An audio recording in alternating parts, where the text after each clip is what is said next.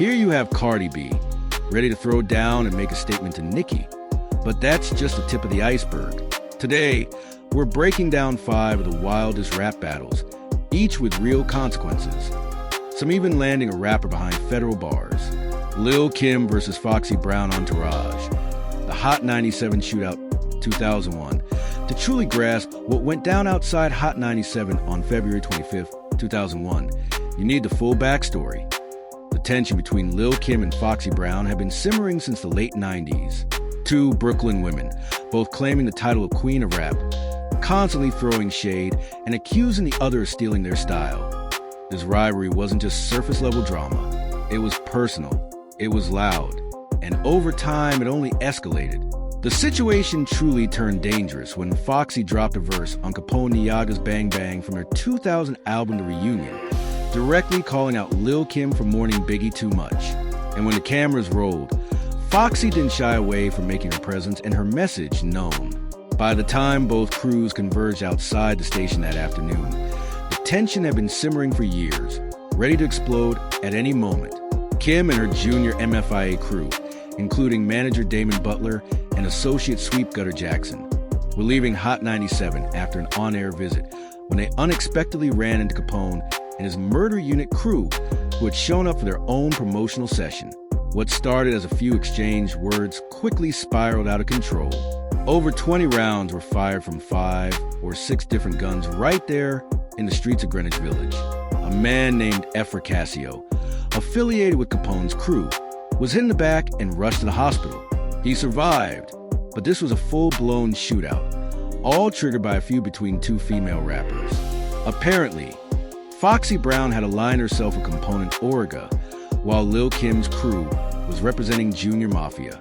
The two camps had been trading insults for years on record, but this encounter escalated everything. Words turned into gunfire. Foxy Brown wasn't even physically present that day, yet she publicly stepped forward afterward, urging peace. "We just want to stop it. Let's put an end to this."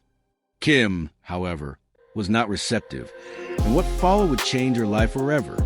In 2004, Kim was indicted for lying to a federal grand jury to protect her crew, claiming she never saw anyone with a gun that day. By March 2005, she was convicted on 3 counts of perjury and 1 conspiracy charge.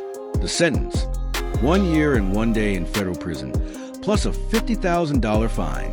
She served nearly 10 months and was released in the summer of 2006. Butler and Jackson also faced gun charges, with Jackson receiving a staggering 12-year sentence. What began as a rap feud had escalated into federal prison time, proof of just how real and dangerous these conflicts could become. Next up, Cardi B versus Nicki Minaj, Harper's Bazaar Icons Party, 2018. This rivalry had been simmering for years, fueled by subtle disses on social media, leaked texts, industry shade, and a long-standing competition for the top spot in rap. I've been watching the tension between Cardi B and Nicki Minaj build slowly for years, but when it finally erupted, it did so in spectacular fashion. The explosion happened during the Harper's Bazaar Icons Party at New York Fashion Week. Far removed from the streets, yet somehow that made it feel even more chaotic. According to Cardi, the trigger was Nicki's people stepping on her $20,000 Dolce & Gabbana dress. On top of that, Nicki had been liking reckless social media comments criticizing how Cardi B was raising her daughter, Culture, when someone attacks both your outfit and your child in the same breath. You're in a whole different league of conflict. It all went down at the Plaza Hotel on September 7, 2018. While Christina Aguilera performed, Cardi B pushed the crowd straight toward Nicki's table, and in seconds, the situation spiraled into a full-blown brawl. A security guard trying to restrain Cardi accidentally hit her in the forehead with his elbow, leaving a noticeable knot. Enraged, she kicked off one of her red platform heels and hurled it at Nicki across the room. It missed, but the moment didn't lose its impact. Her dress tore down the back, exposing her as she was dragged barefoot out of the venue. Yet Cardi B kept going, unrelenting. Meanwhile, Nicki stayed seated, maintaining her composure throughout the chaos. The videos exploded online overnight, becoming some of the most watched clips in hip-hop that entire year. Cardi B went straight to Instagram afterward, finally airing everything she had been holding back, sending a clear message. You can challenge a lot of things, but her child was off limits. Nicki later addressed the incident in interviews, insisting she wasn't directly involved in the physical altercation. By that point, though, the footage had already told millions of viewers its own story. No complaints were filed with the NYPD, and no arrests were made. The online battle raged on for months afterward, with subliminal posts, interviews, and constant shade keeping the drama alive. This fight remains at the top of any list like this because it was captured in full, and nobody can forget it. Next up, Foxy Brown versus Jackie O, Circle House Studios, Miami, 2005. For years after the Hot 97 incident, Foxy Brown was back in headlines for another physical confrontation. This time in a Miami recording studio with someone many had never even heard of. On April 24th, 2005, Jackie O was recording a session with MC Gravy at Circle House Studios when Foxy Brown showed up unexpectedly, linked through mutual contacts for what was supposed to be a possible feature. What happened that night had nothing to do with making music. According to Jackie O, Foxy entered the room with attitude, expecting everyone to bow down to her, including women who had built their own careers independently. Foxy made her expectations brutally clear. "I'm mother. What's wrong with y'all new hoes? You gotta show some respect." Jackie O was not about to bow down to anyone. She quickly checked in with her friend Zoe to size up the situation. Once she got the green light, she let loose. What followed was a full-blown fight. Punches flew, hair was yanked, and chaos ruled the studio until others stepped in to separate them. She recalled, "I get up, I walk to the door, I open it, I ask Zoe, am I straight? She says, yeah, you spray. I say, Zoe, am I straight with you? Once I got confirmation, I went in, I dropped that, I hooped your ass. I put feet on you, and I did it again." Foxy Brown denied the incident ever unfolded the way Jackie O described it, claiming it was exaggerated for attention. But Jackie O didn't wait for validation. She responded like a true rapper by dropping a diss track. Over a Timberland beat, she called out Foxy's Prozac, prescription, ghostwriting rumors, past relationships, and her whole attitude of demanding to be bowed down to, the very things that ignited the fight in the first place. Next on the list, Bad Baby versus Wavicki, 2 rounds, one messy rivalry spanning 2018 to 2019. Most of the conflicts on this list started with music, but this one began on social media. Bad Baby and Wavicki spent years trading online shots before the tension turned physical in 2 separate locations. The first confrontation occurred outside a mall in Sherman Oaks, California, in April 2018, with kid rapper Lil Tay caught up in the chaos. Fists were thrown in public, while people filmed every moment. That fight alone was intense. But the real spectacle came more than a year later, and it blew up across every platform. On October 30th, 2019, at just 16 years old, Bad Baby showed up at Loud House Studios in Atlanta at 5 a.m., completely unannounced. While Wavicki was there during a Lil Goat session, Vicki later admitted she had no clue the visit was coming. "She didn't hit me up at all. I'm just in the studio, chilling," she said. "I didn't even know she was in Atlanta. 5 o'clock in the morning? What 16-year-old is even out that late?" Bad Baby was in the back, feet up, just relaxing. She hadn't even been spotted when Wavicki stormed in, demanding, "What that underscore? Where that bitch at?"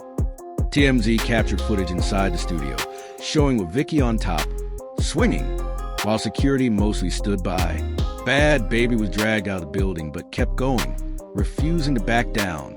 She immediately took to Instagram stories to defend herself, insisting she had been restrained the entire time and that Vicki hadn't landed a clean hit. That same week, Wavicki responded with a diss track, giving her side of the story. The back and forth online that followed became almost as chaotic as the fight itself, with both women posting and giving interviews for weeks. No serious injuries occurred, and no one was arrested. What makes this rivalry especially chaotic is that it happened twice in 2 separate locations, marking it as one of the messiest documented feuds to emerge from the influencer to rapper wave. Next up, Sukahana versus Nicki Natural, Trina's Boot Camp Brawl 2020. Trina had a vision: bring together Miami's top female rappers, have them bond, rehearse, and build toward a real tour. What Trina actually got was one of the wildest, most chaotic brawls ever filmed in love and hip-hop history, and it shut down the entire boot camp before a single rehearsal could even take place. During filming for Love and Hip Hop Miami Season 3, Sukahana arrived at the boot camp and within minutes made it crystal clear that she and Nikki Natural were not going to get along. Nikki had barely stepped through the door before tension was thick in the air. "I definitely deserve to be here. You think you're ready? I'm better than everybody you invited here," Sukahana said. "Wait, we not starting this today?" "No, we starting." The initial spark? A stolen phone. Sukahana claimed Nikki had allegedly taken it, causing real financial losses from missed bookings. But the tension ran deeper than a mere phone dispute. Sukahana explained later that she had genuinely tried to handle it like an adult. "I came in trying to have a grown woman conversation with this moose.